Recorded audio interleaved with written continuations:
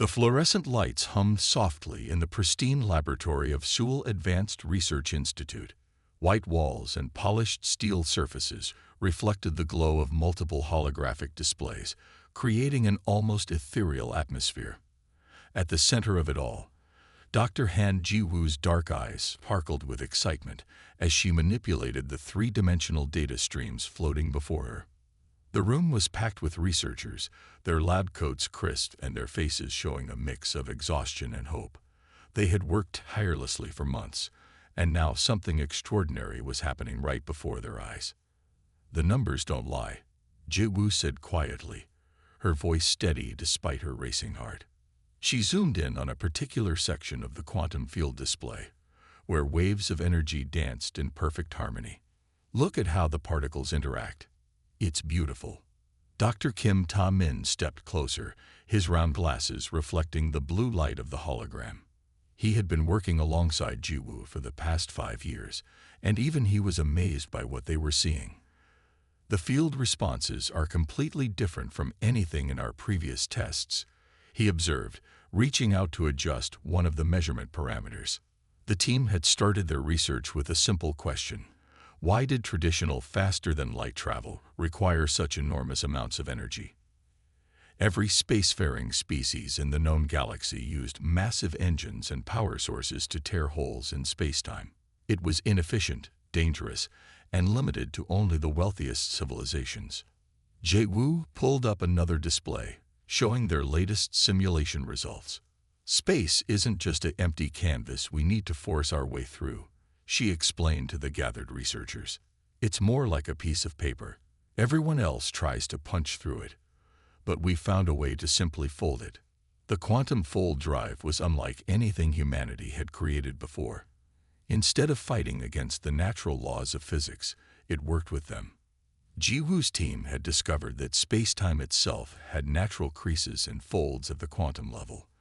Their drive simply identified these patterns and enhanced them, creating a pathway through space that required minimal energy. "Ready for the live test?" Ta-min asked, his fingers hovering over the control panel. The unmanned probe they had built sat in a testing chamber several floors below, equipped with their revolutionary drive. Ji-woo nodded, but before she could speak, one of their junior researchers burst into the room.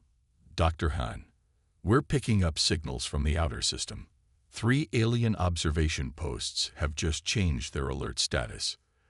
The team had known they were being watched. Earth's solar system had been under observation since humanity first achieved spaceflight. Most alien species viewed humans as promising but primitive, still centuries away from true faster-than-light travel. "Let them watch," Ji-woo said with a small smile. "Begin countdown sequence." The laboratory's atmosphere grew tense as Ta-min initiated the startup procedure. Screens showed the probe's systems coming online one by one, its new drive humming to life, with barely a fraction of the power used by conventional alien FTL engines. "Drive at 20%, 40%, 60%. Ta-min called out the readings, his voice steady but his hands trembling slightly. "Quantum field alignment stable, local space-time mapping complete." Ji-woo held her breath as the final numbers came in. Everything looked perfect, better than their simulations had predicted. "Initiate fold sequence," she commanded. The probe's sensors transmitted every detail as the drive activated. There was no violent tear in space, no massive energy burst. Instead, the fabric of reality seemed to ripple gently, like a curtain in a soft breeze. The probe slipped through, and for a moment, everyone in the lab feared it had failed. Then the tracking data started pouring in. The probe had moved beyond Mars' orbit in seconds, then past Jupiter. It was moving faster than light, but using less power than a small city. The impossible had become possible. Around the solar system, alien observation posts scrambled to make sense of what their sensors were telling them. They detected no standard FTL signatures, no massive energy discharge, nothing that fit their understanding of faster-than-light travel. Yet there it was, a human vessel moving through space in a way that defied everything they thought they knew about physics. In the lab, cheers and tears of joy broke out as the probe continued its perfect flight. Jiwoo felt Tai Min's hand on her shoulder, squeezing gently in congratulation. They had done it. Humanity had not only achieved faster than light travel, but they had discovered a completely new way to move through space.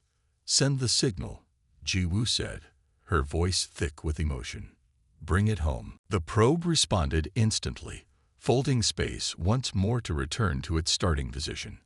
The entire test had covered billions of kilometers, and it had used less energy than a traditional chemical rocket launch. As celebration erupted around her, Jiwoo stared at the final data readings. She knew that everything was about to change. Humanity had just announced their presence on the galactic stage in a way that no one could ignore. The age of expensive, energy-hungry, faster-than-light travel was over. A new era was about to begin, and it would start right here, in this lab in Seoul. The massive crystal dome of the Galactic Council's Grand Hall sparkled with the light of 3 suns. Representative Park Hae-ri stood at the center of the circular chamber, her traditional Korean hanbok a splash of elegant blue amid the varied forms of alien delegates. She kept her expression calm, though her heart raced as voices rose around her in a storm of protests and exclamations. The council chamber was designed to accommodate over 200 species, with environmental bubbles for those who breathe different atmospheres and gravity adjusters for those from heavier or lighter worlds. Today, every seat was filled as news of humanity's achievements spread through the galaxy. "This must be some kind of mistake," rumbled the delegate from the mining worlds, their crystalline form glittering as they shifted in agitation. "Humans are barely past their first space colonies. They cannot have solved the energy problem." Hae-ri smoothed her sleeves, a gesture that helped her maintain her composure. "The data has been verified by your own observation posts," she said, her voice clear and steady. "Would you like to see it again?" The chief science officer, a tall being with iridescent scales, stepped forward. Their multiple eyes blinked in different patterns, showing their distress. "Impossible. The energy readings must be wrong. No civilization at their level could achieve such advancement. It breaks every known law of physics." Murmurs of agreement rippled through the chamber. Hae-ri noticed how the older species, those who had held power for thousands of years, seemed the most upset. The younger races watched with obvious interest, some even leaning forward in their seats. "If I may," Hae-ri said, gesturing to the central holographic projector. The device hummed to life, creating a perfect 3-dimensional image above the chamber floor. "This is the complete recording from our test flight." The council members fell silent as they watched the human probe prepare for its jump. Many of them had expected to see the usual signs of FTL travel: the massive energy buildup, the violent tear in space, the radiation discharge. Instead, they saw something that seemed to defy reality itself. The probe simply moved. There was no drama, no light show, no devastating release of power. Space itself seemed to fold around the vessel like silk in a gentle breeze, and then it was gone. The energy readings stayed remarkably low throughout the entire process. "That's not possible," whispered one of the senior council members, their translator struggling to convey their shock. "We've spent millennia developing our FTL systems. The energy requirements are absolute. The mathematical models are proven." Hae-ri allowed a small smile to cross her face. Perhaps the models were incomplete. "Our scientists took a different approach. Instead of forcing space to bend, we learned to work with its natural tendencies." The chamber erupted again. Some delegates demanded immediate access to the technology. Others called for restrictions, claiming safety concerns. A few of the more militant species started arguing about the military implications. "Order."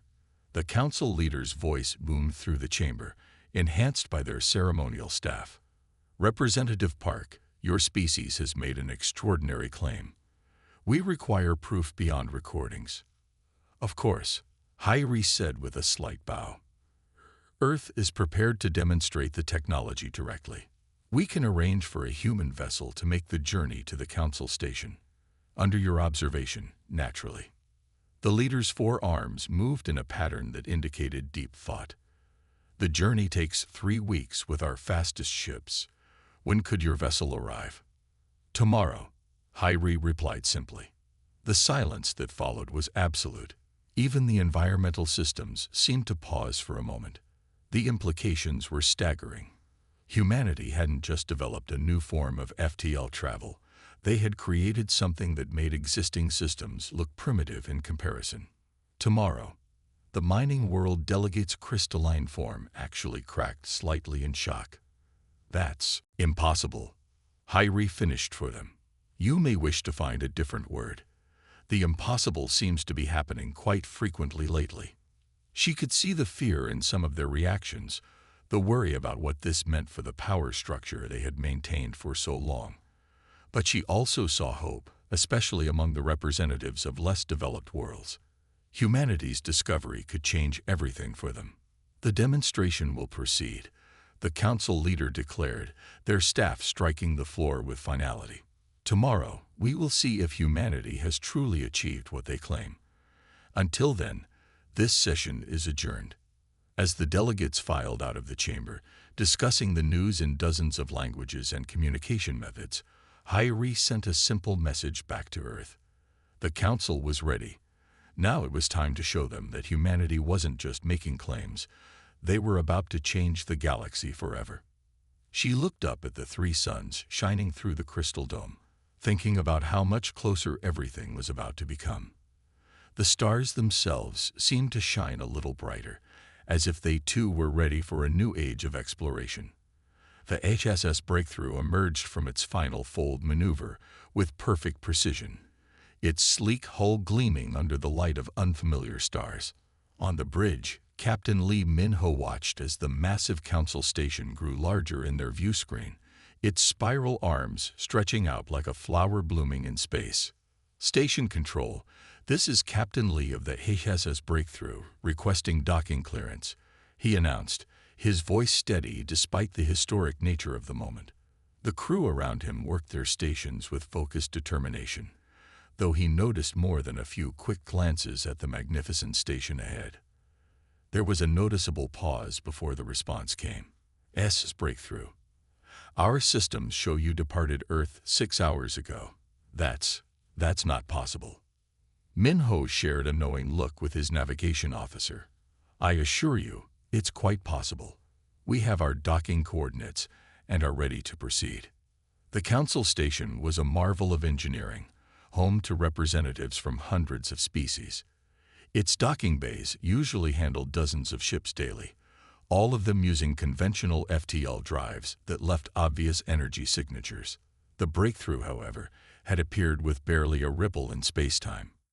Dr. Han Ji-woo stood beside the captain, her hands clasped behind her back as she watched their approach. The ship was her design as much as anyone's, incorporating the quantum fold drive she had helped develop. They're scanning us, she noted, watching the sensor readings. Every scanner they have is pointed in our direction. The docking procedure went smoothly, despite the obvious nervousness of the station's control team. As the airlock sealed and pressures equalized, Ji-woo prepared herself for what would likely be the most important presentation of her life. The council's reception chamber was packed with representatives and scientists from across the galaxy. Some floated in environmental bubbles, others stood on gravity platforms, but all attention was focused on the human delegation as they entered. Ji-woo took her place at the central podium, activating the holographic display system. The familiar quantum field patterns sprang to life around her, drawing gasps from several of the assembled scientists.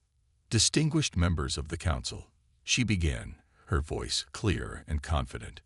What you're seeing is not just a new method of faster-than-light travel. It's a fundamental shift in how we understand space-time itself. The display shifted, showing the traditional method of FTL travel, massive energy expenditure tearing holes in space.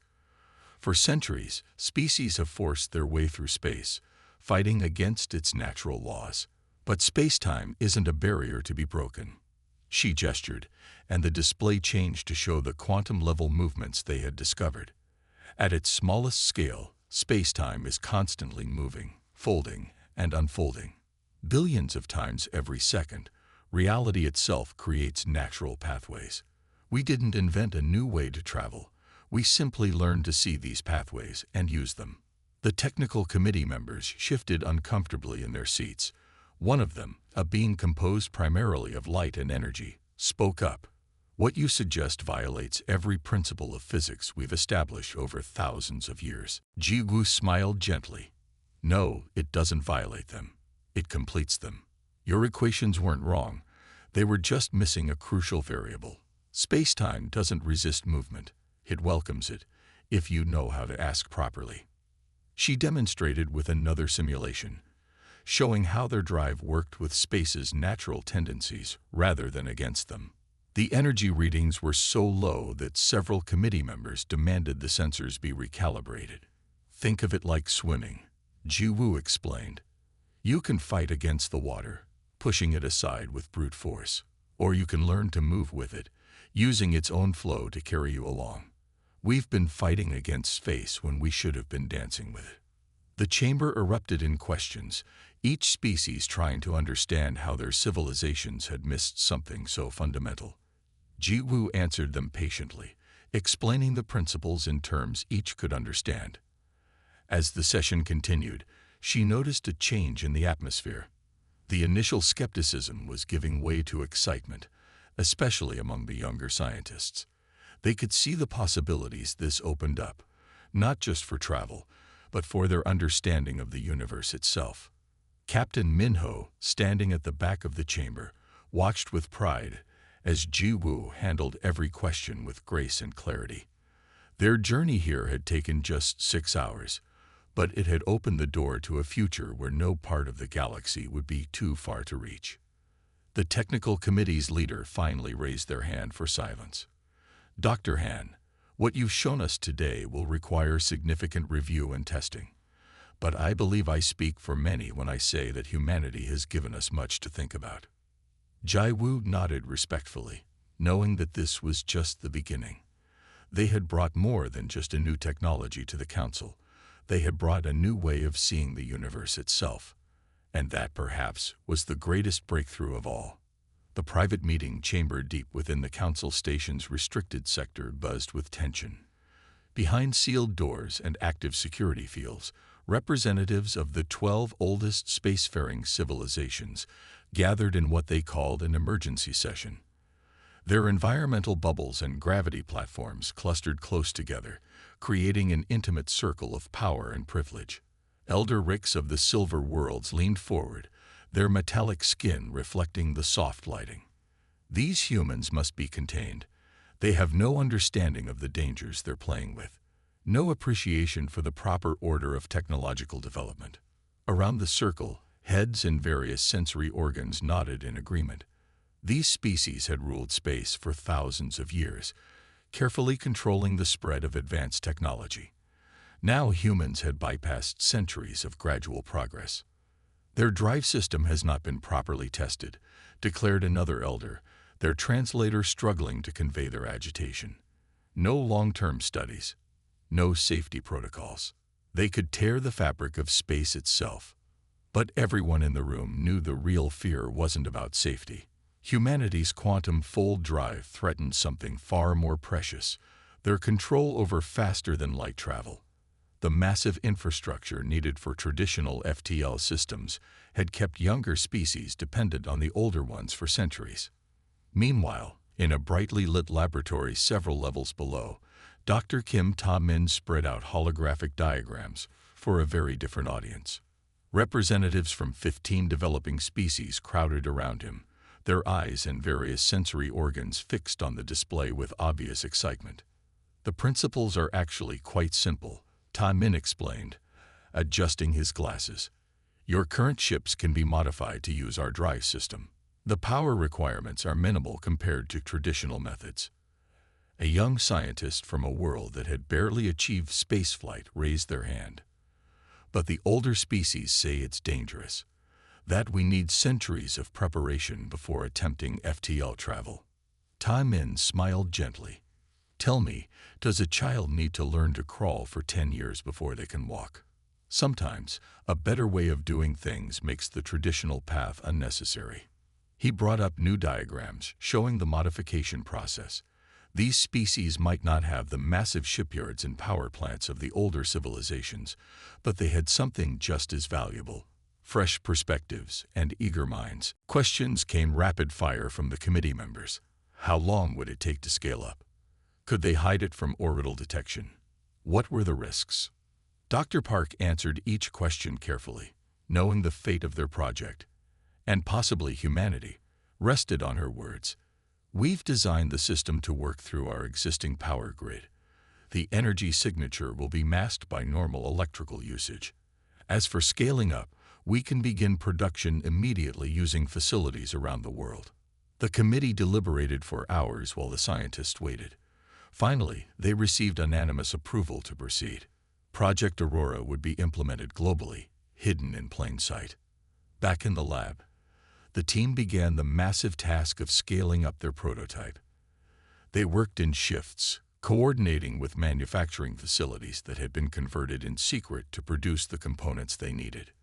The hardest part will be synchronizing the global network, Dr. Lee said as they reviewed the implementation plans. Each device needs to work in perfect harmony with the others. One mistake could alert the Concordat to what we're doing. Dr. Park nodded, studying the world map that showed their planned installation points. We'll need to test each location individually before linking them together. The power grid can handle the load, but timing is crucial. Days turned into weeks as they refined the system. Each test brought new challenges, but also new breakthroughs. They learned to mask the energy signatures more effectively, to make the atmospheric changes so gradual they would be virtually undetectable. The prototype had grown more sophisticated, incorporating feedback from each test. Its blue glow had dimmed to almost nothing, making it easier to conceal. The quantum core operated at temperatures that matched normal electrical equipment, avoiding thermal detection. One evening, as they prepared for their final test sequence, Dr. Park found herself back at the observation window. The device inside the chamber looked deceptively simple now, its true complexity hidden beneath smooth panels. Ready for full power test, Dr. Kim announced. The room fell silent as they initiated the sequence. On their screens, they watched as the device performed exactly as designed, creating a protective atmospheric shield while maintaining perfect camouflage. Dr. Park exhaled slowly, feeling the weight of weeks of tension begin to lift. They had done it.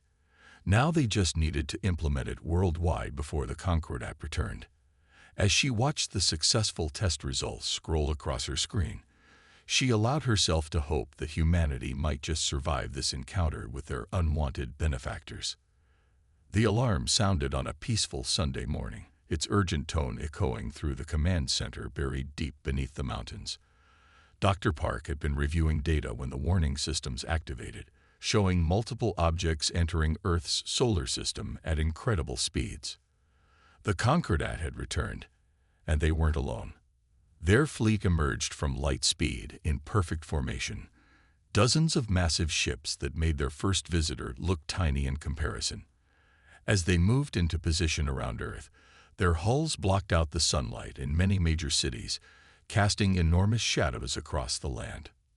Military personnel rushed through the command center, taking their stations as screens lit up with activity.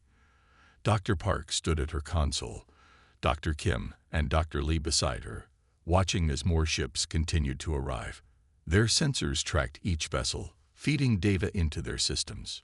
"They're earlier than we expected," Dr. Kim whispered, his fingers flying across his keyboard as he monitored the atmospheric readings. At least 3 months ahead of schedule. The main screen showed the Concordat's flagship, nearly 5 times larger than their first vessel, taking position directly above New York. Its surface rippled with patterns of light, making it look alive rather than mechanical. The first transmission came moments later, broadcast globally just as before. The ambassador appeared on their screens, looking exactly as they had months ago. Their iridescent skin still shifted colors in the light, but now their elegant appearance seemed more menacing than beautiful. "Your world is nearly ready," They announced, their smile unchanged but their tone carrying an edge of triumph. "We are pleased with the progress of your atmosphere's transformation." Dr. Park exchanged glances with her colleagues. The Concordat had no idea that their plan had been discovered, no idea that Project Aurora was already in place. They watched as more ships moved into strategic positions around the globe. In the command center, military leaders consulted with scientific advisors. Sensors detected energy buildups within the alien vessels, patterns that suggested weapon systems warming up. The Concordat clearly wasn't planning to wait much longer. "They're preparing for something big," Dr. Lee reported, studying the energy readings. "These signatures match nothing in our database, but the power levels are enormous." Dr. Park studied the data flowing across her screen. The alien ships had positioned themselves in a perfect grid pattern around Earth, creating what looked like a net of energy connecting their vessels. Their sensors showed strange distortions forming in the atmosphere where these energy lines crossed. "Look at these readings," she said, highlighting a section of data. "They're trying to accelerate the atmospheric changes. They're not here to check on us. They're here to finish the job." The ambassador's image appeared again, this time addressing the United Nations directly. "Your cooperation has been appreciated," they said, their words carefully measured. "The final phase of atmospheric modification will now begin. For your safety, please remain calm and maintain your normal activities." In the command center, tension mounted as they watched the alien fleet's power signatures continue to rise. Military leaders debated response options, but conventional weapons would be useless against vessels of this size and technology. Dr. Park monitored Project Aurora's status, making sure all systems remained hidden from the Concordat scans. Their months of work had paid off. The alien sensors showed exactly what they expected to see, completely missing the protective changes humanity had implemented. Energy levels in their fleet reaching critical levels. Dr. Kim announced, "Whatever they're planning, it's starting now." The ambassador's final message was brief. "Your world will soon be transformed to its new purpose. The Concordat thanks you for your sacrifice." Dr. Park watched as the alien ships began to pulse with bright energy, preparing to unleash whatever weapon system they had brought. Around her, the command center hummed with activity as humanity prepared to reveal its response to the Concordat's gift. She thought about all the nights they had worked in secret, all the tests and adjustments they had made to Project Aurora. Now they would find out if it was enough. As the alien fleet powered up their weapons, Dr. Park's hand hovered over the activation control for humanity's countermeasure, waiting for the perfect moment to show the Concordat that Earth wasn't as helpless as they had assumed. In the command center, Dr. Park watched as the alien fleet's energy weapons reached full power. The massive ships glowed with contained energy, preparing to unleash their final transformation of Earth's atmosphere. She took a deep breath, then pressed the activation sequence for Project Aurora. "All stations, initiate primary response," she commanded, her voice steady despite the gravity of the moment. Around the globe, hidden facilities powered up their devices in perfect synchronization. At first, nothing seemed to happen. Then, high in the atmosphere, a subtle shimmer began to spread like ripples on a pond. The effect was barely visible to the naked eye, but their sensors showed the protective shield forming exactly as designed. Dr. Kim monitored the readings at his station. "Atmospheric enhancement at 20% and rising," he reported.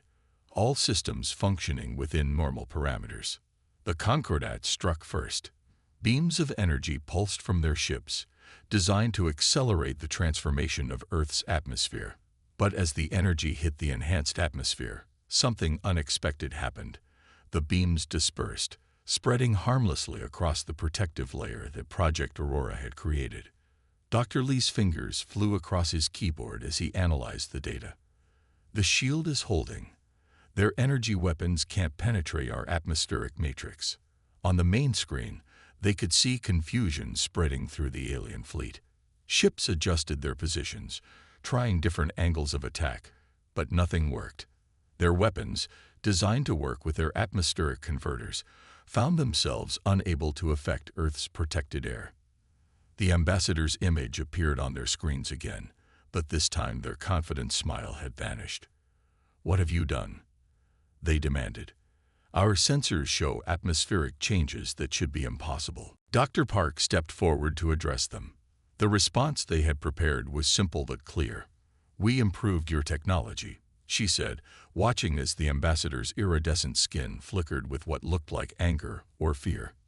"Impossible," the ambassador replied. "This technology was meant to make you vulnerable. No primitive species has ever understood its workings, let alone modified it." Around the globe, Project Aurora continued its work. The atmosphere now shimmered visibly, its enhanced structure reflecting sunlight in ways that created beautiful patterns across the sky. The Concordat ships fired again and again, but each attempt dissipated harmlessly against Earth's new defenses. "Your mistake," Dr. Park explained, "was thinking we wouldn't understand what you gave us. We did more than understand it. We made it better." In the command center, they watched as the alien fleet's attacks grew more desperate. Ships tried to move closer to Earth, but the enhanced atmosphere now acted as a barrier, preventing them from entering lower orbits. "Shield integrity at 100%, Dr. Kim announced. "Their weapons are having no effect whatsoever." Dr. Lee's monitors showed the full extent of their success. The atmospheric enhancement is complete. Earth is now protected by a self-sustaining defensive layer that their technology can't breach. The ambassador's final transmission showed their complete loss of composure. "This is unprecedented," they said, their voice tinged with disbelief. "No world has ever turned our gift against us." Dr. Park allowed herself a small smile as she delivered humanity's final message to the Concordat. "Perhaps you should have asked why we would accept a gift from strangers who arrived unannounced. We've learned to be careful about such things." Around the world, people watched in awe as the alien fleet's weapons continued to flash harmlessly against Earth's protective shield. Project Aurora had transformed their atmosphere into something new. Not the vulnerable environment the Concordat had planned, but a powerful defense system that protected all life on Earth.